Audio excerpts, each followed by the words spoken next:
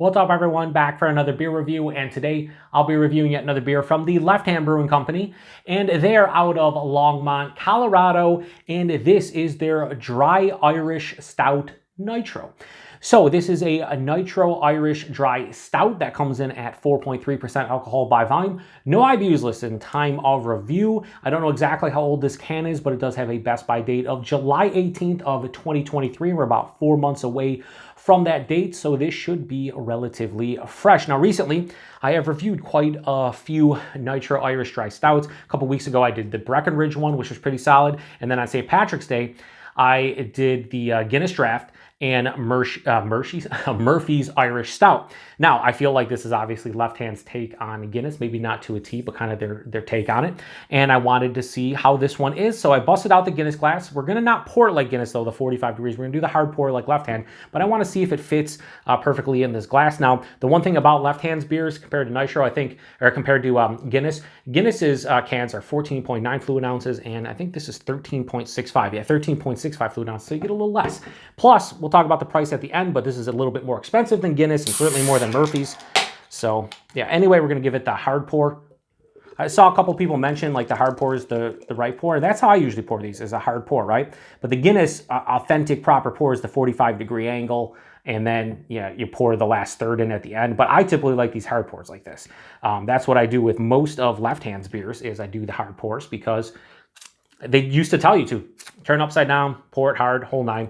So yeah, that probably won't give you the great cascading effect, and Left Hand doesn't do that as well as Guinness. Does it look perfect in the Guinness glass? I mean, the head looks a lot darker.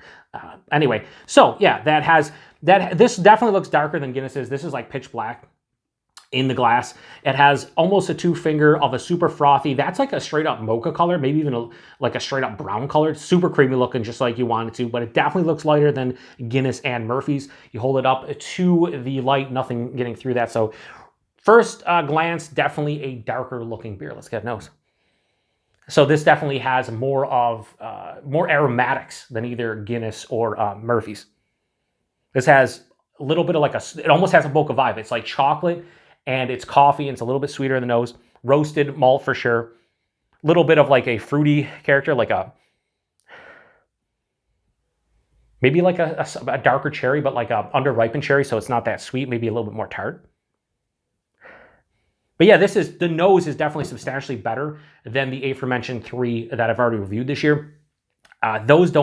The aromatics weren't like really screaming, and I always say when it comes to Nitro beers, the aromatics are hard to get through for the Nitro. I don't know what it is for me specifically, but a lot of times the aroma is a lot worse than the taste, or it doesn't come through as well as the taste. But this is really nice. So +2 Left Hand for the nose of this. I think this is quite a bit better than the rest. Hopefully the taste is just as good, if not better. Cheers, everybody.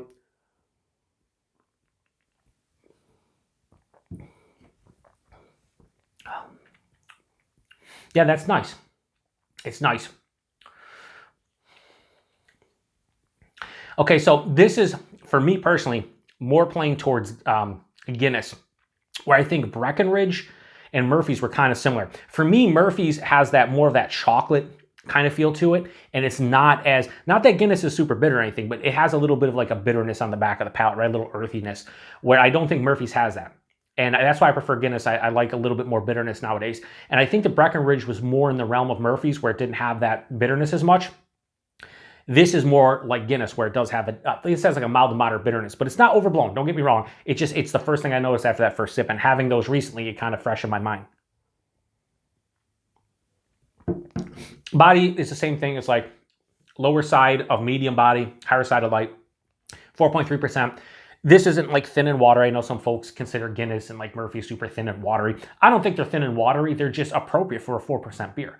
Like, you're talking about an ABV that's similar to a lot of light beers here in America. And if you drink Bud Light, or you drink a Miller Lite or a Coors Light, and those are 4%, they're watery, right? It's because it's 4%. So I think the looks of the beer and what it's supposed to be, and stylistically, you think in your mind, oh, that should be thicker or whatever, but it should be thinner and even watery. Maybe not watery, but you know what I mean? It's not going to have a viscosity to it that's like having a 10% Imperial Stout.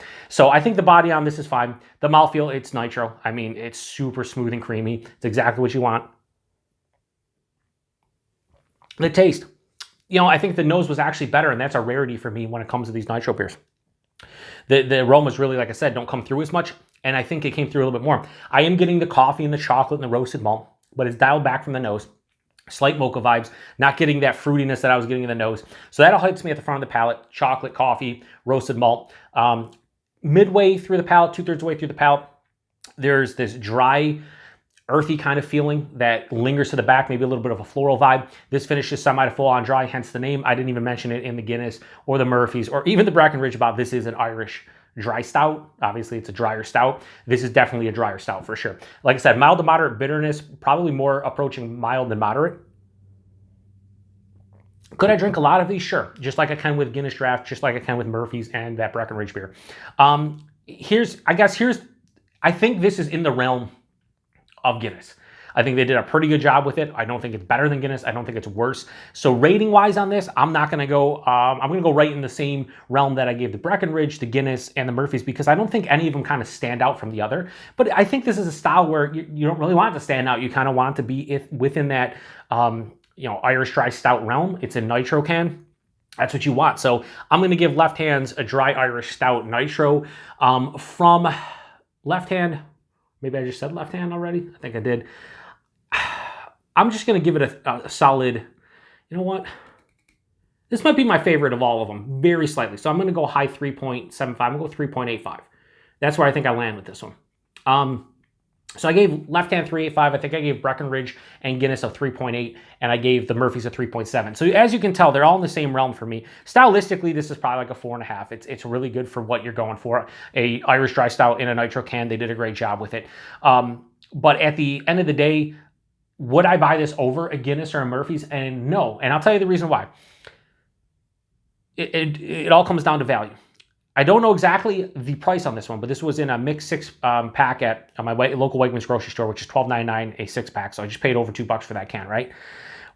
But, and it's somebody correct me if I'm wrong out there, typically these Left Hand Nitros are usually in like the $2.50, $3 range for a can, right?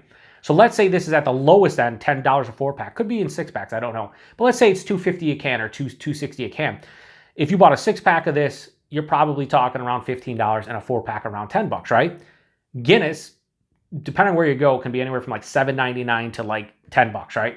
In my neck of the woods, it's $8.99. So it's $1 cheaper at the very least. And this is probably more like $11, $12 a four-pack. If it's in a six-pack, probably in the mid-teens. So that's a better deal. Murphy's, on the other hand, in my neck of the woods, $6.99. A few of you out there said it was $5.99 a four-pack. So you're talking $6 to $7 for a four-pack of Murphy's. Like, I'd take that all day over this in terms of value. But as far as a beer goes, this is slightly better to me, or slightly better than the Guinness and Murphy's to me personally. Availability, wherever you see Left Hand, you should have already seen this one. Again, it has a Best Buy date of July 18th of 2023. So by the time you see this video, you still have almost 4 months to give this one a go. And I would, if you like Guinness, you like Murphy's, give this one a try, see what you think. 4.3%, just like the others, you really can't tell. I think it's a good interpretation of the style. I think they did a really solid job with it. It's just, I wouldn't buy this over the aforementioned beers. Even the Breckenridge, I think, was cheaper just because of price point. And if you want to session this, I don't think, to me anyway, the quality is so significant that I would, you know, purchase this at $2, $3, $4 a four-pack or six-pack over one of those. So that's my personal opinion. If yours differs, post in the comments section. Let me know what you think about this one. If you compared this to Guinness or Murphy's or even the Breckenridge, let me know what you think. Appreciate everybody stopping by for another beer review here on the Beer Patrol. To the next one. Cheers.